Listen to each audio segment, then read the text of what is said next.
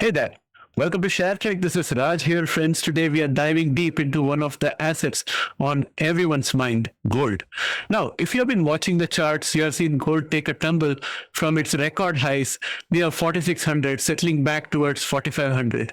If you took the short-term institutional data from COMEX, many were saying the big banks are turning bearish. But what if I told you that focusing on that weekly data is missing the forest for the trees?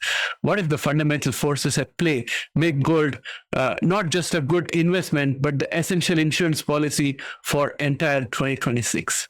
Well, let's talk about the Warsh paradox to begin with. That's a major red flag in my opinion. Kevin Warsh was nominated by President Trump for Federal Reserve Chair recently, and that's what brought the sudden drop in the price of gold and the spike in the US dollar DXY index. And frankly, to me, it makes zero sense. I think it was a knee-jerk reaction. Come to think about this, why has Trump been pressurizing Fed Chair Powell?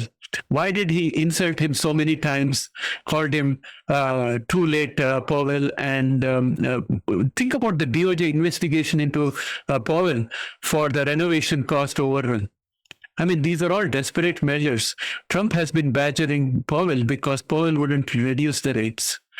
Now, Trump wants low interest rates and a weak dollar to boost exports. But Kevin Warsh, he's a known hawk. He has spent his career criticizing easy money. It's a total mismatch, just like the way Trump has recruited. He looks at how a person will look on TV. He calls it central casting. And then he gets that person, and then afterwards, the most interesting one is Anthony Scaramucci. Hardly lasted 11 days, right? And even Anthony Scaramucci himself says that he's absolutely humble. He knows what happened to him. But that's the way Trump operates. He wants someone who looks like the role. It's like, for him, it's like an apprentice show. In fact, Trump is already joking about suing his own nominee. This isn't just political theater. It's a sign that the Fed's independence is becoming a battlefield.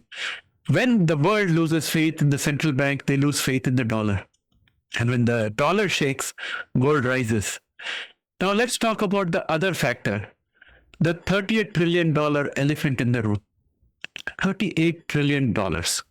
At this level, the interest payment alone is eating the US budget alive. It's more than the defense budget. The smart money is already reacting. Major European pension funds are starting to dump US treasuries because they don't see a coherent strategy to handle this debt. Think about it. Unlike a dollar bill or a government bond, gold is not someone else's promise to pay. In other words, there is no counterparty. You pay the money, you get the gold, it sits in your vault. That's it. Here, I would like to make a differentiation between gold sitting in your vault and an ETF or some other ownership. Right? Gold sitting in the vault is the most risk-free. But then there are some other negatives along with it. Whereas gold sitting in an ETF again exposes you to counterparty risk. So gold in the vault has no counterparty risk, and that's what is becoming more interesting to central banks. In the central bank's reserves, gold has overtaken US Treasury. And in a multipolar world where everyone is de-dollarizing, gold is the only neutral asset left. So what is the real verdict? Despite this recent dip, despite the short-term institutional selling, the long-term case for gold has never been stronger, in my opinion.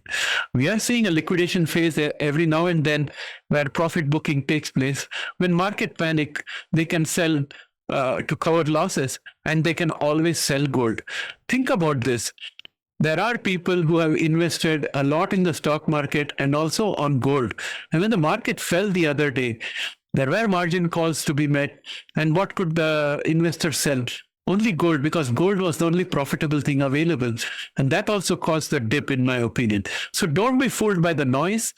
Between a politicized Fed, an unsustainable debt mountain, and global trade wars, I think gold's went to 5,600 wasn't a fluke. It was a repricing of global risk. And I'm pretty sure that in the longer term, gold is only going to keep going up. The question isn't why gold is dropping today. The question is, where do you want to be when the debt bubble finally pops? And pop it will. What do you think? Are you buying this dip or waiting for lower levels? Yesterday, I bought into gold. I dollar cost averaged into gold, and I think I'm comfortable about it. And I also like to give a shout out to Jesse Isaacson. Even though my technical analyst has predicted that PLTR will drop after earnings, Jesse was saying that there's a lot of positive hype. So I bought a little bit of Palantir, and it's highly profitable today. So thanks, Jesse. Thanks for your market intelligence. And guys, let me know in the comments below, what do you think about gold? Are you going to dollar cost average? Remember, these are all my musings as a retail investor. It's not financial advice. I'd like to request you once again, press the like button, press the subscribe button.